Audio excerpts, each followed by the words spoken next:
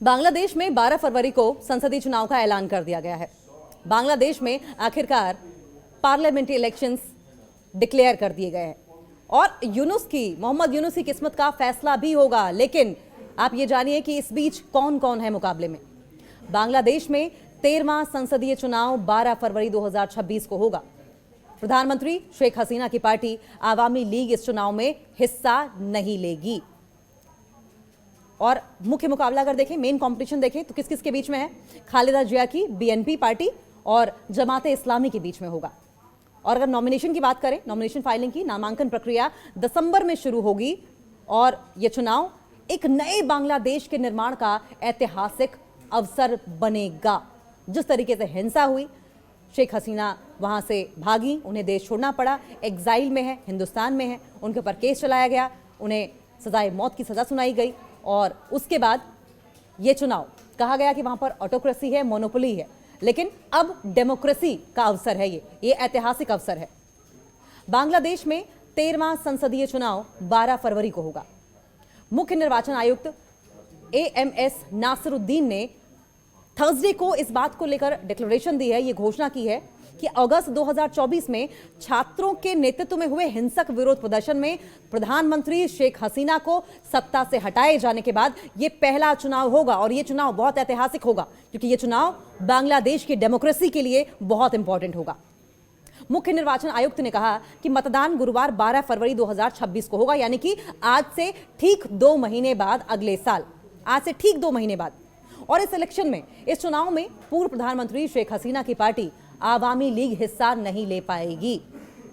Awami league की absence में, अनुपस्थिति में मुख्य मुकाबला जो मेन कंटेस्टेंट हैं, मुख्य मुकाबला खालिदा जिया की बांग्लादेश नेशनलिस्ट पार्टी यानी कि बीएनपी और कट्टरपंथी इस्लामिक पार्टी जमाते इस्लामी बांग्लादेश के बीच में होगा। पूरा स्केड्यूल क्या है ये भी जान लीजिए।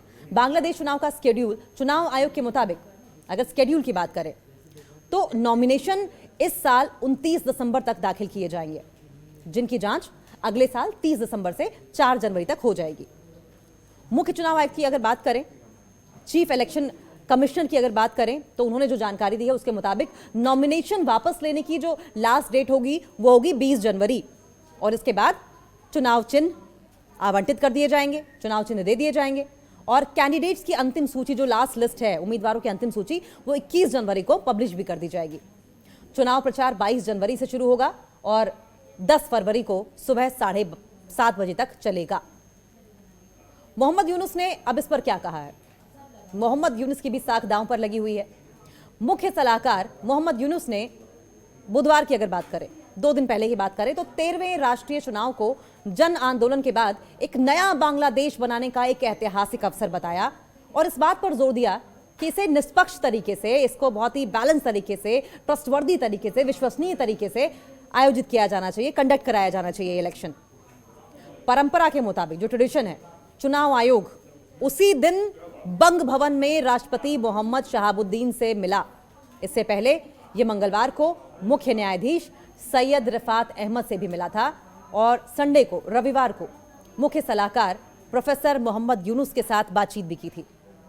मुख्य चुनाव आयुक्त ने, चीफ इलेक्शन कमिश्नर ने अपने भाषण में वोटर्स से, मतदाताओं से बिना किसी डर के अपने वोट के अधिकार का इस्तेमाल करने का आग्रह किया है। अब बांग्लादेश में आचार संहिता लागू हो गई है, स्केड्यूल की घोषणा हुई, चुनावी प्रक्रिया की औपचारिक शुरुआत का प्रतीक है स्केड्यूल की घोषणा। जन प्रतिनिधित्व आदेश 1972 के मुताबिक चुनाव आयोग एक राजपत्र के जरिए समय सारणी को जारी करेगा, स्केड्यूल को जारी करेगा, साथ ही रिटर्निंग ऑफिसर्स यानी कि आरओ और सहायक रिटर्निंग अधिकारी की नियुक्ति भी करेगा।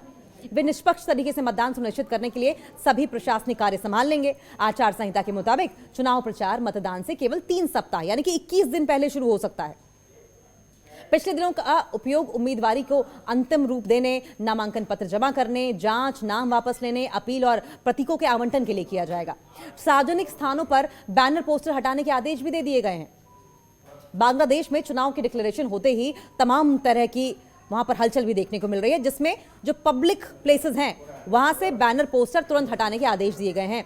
उम्मीदवारों को शेड्यूल की घोषणा के 48 घंटे के अंदर अंदर सार्वजनिक स्थानों से पोस्टर हटा देने, बैनर, यहां तक कि होर्डिंग और बिलबोर्ड्स हटाने के डायरेक्शन दिए गए हैं, निर्देश दिए गए हैं।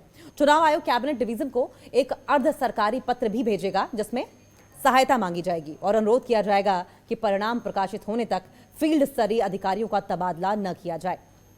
स्केड्यूल के साथ ही चुनावी आचार संहिता भी लागू हो जाएगी और उसके बाद 12 फरवरी को, आज से ठीक 2 महीने बाद, बांग्लादेश में चुनाव होंगे और ये चुनाव ऐतिहासिक होंगे क्योंकि जिस तरीके से हिंसा की आग में बांग्लादेश जला, शेख हसीना को भागना पड़ा और ये छात्रों द्वारा की गई हिंसा थी और उसके बाद ये पहली बार होगा जबकि चुनाव होंगे और अब की बार मोनोपोली ऑटोक्रेसी से इतर डेमोक्रेसी के लिए ये इलेक्शंस किए जाएंगे।